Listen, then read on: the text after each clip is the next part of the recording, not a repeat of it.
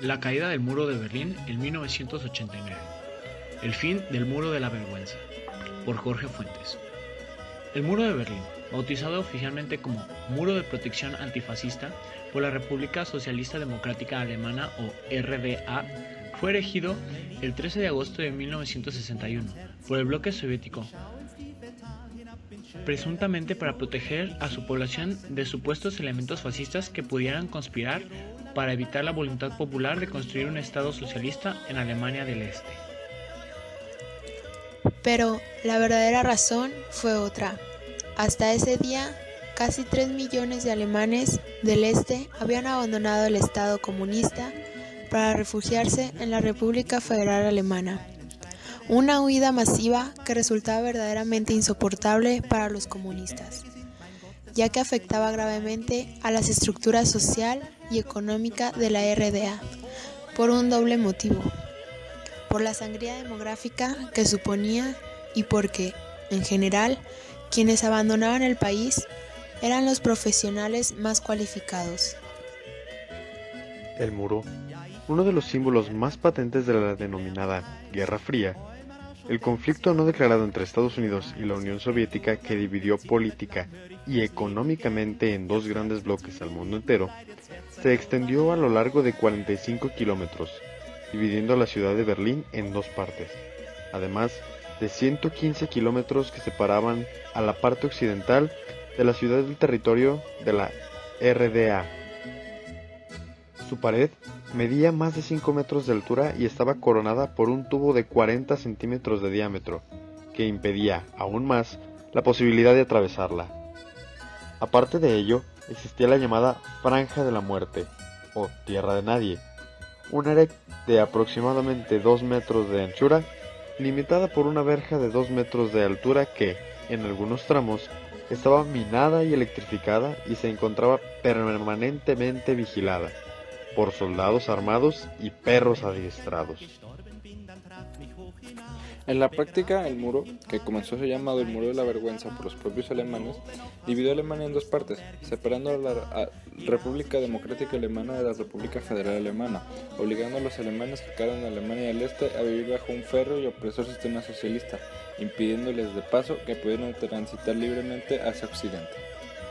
Por supuesto, desde el momento mismo de su ominosa inauguración, muchos alemanes que querían buscar la libertad en el otro lado intentaron soltar el muro y cruzar a la Alemania occidental, eludiendo la dura vigilancia de los guardias fronterizos de la RDA, y no fueron pocos los que murieron en el intento. El número exacto de víctimas todavía no está del todo claro, pero la Fiscalía de Berlín considera que el saldo total fue de 270 personas, incluyendo 33 alemanes que fallecieron como consecuencia de la detonación de minas. Estas muertes, al cabo, solo endurecieron la radical prohibición de cruzar el muro impuesta a los oprimidos alemanes orientales. Se desploma el muro de la vergüenza. Después de 28 años de opropio, las políticas reformistas impulsadas desde mediados de la década de 1980 en la Unión Soviética por el líder soviético Mikhail Gorbachev se tradujeron en la decisión de abrir poco a poco las fronteras de la República Democrática Alemana. El 9 de noviembre de 1989, finalmente, y después de una breve conferencia de prensa realizada por el jefe de prensa del Partido Comunista Oriental, se anunció, visado mediante, la libertad para viajar hacia la otra Alemania o cualquier parte del mundo, las elecciones libres y la configuración de un nuevo gobierno. Ello pareció anunciar por fin el desmoronamiento de las aterradoras estructuras de hierro, cemento y alambre que por casi 3 décadas aisló brutalmente a todo un pueblo. Los alemanes del Este reaccionaron de inmediato.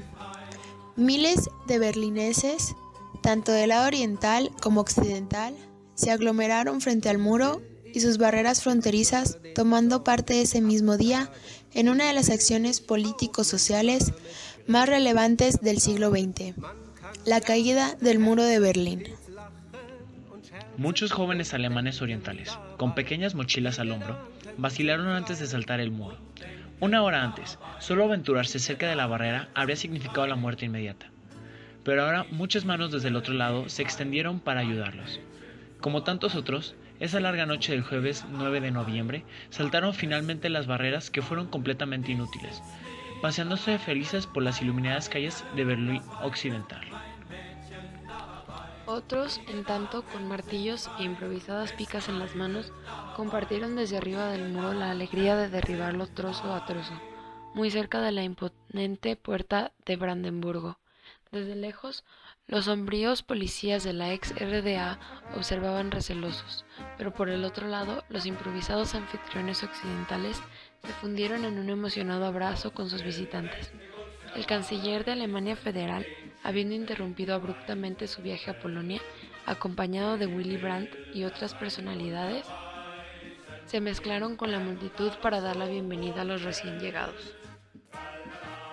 La acelerada desintegración del aparato político de la Alemania Oriental, primero a las órdenes del anciano Erich Honecker, quien se refugiaría posteriormente en Chile con su esposa e hija, y luego de Egon Kretz, solo fue el preludio de un gigantesco desbande.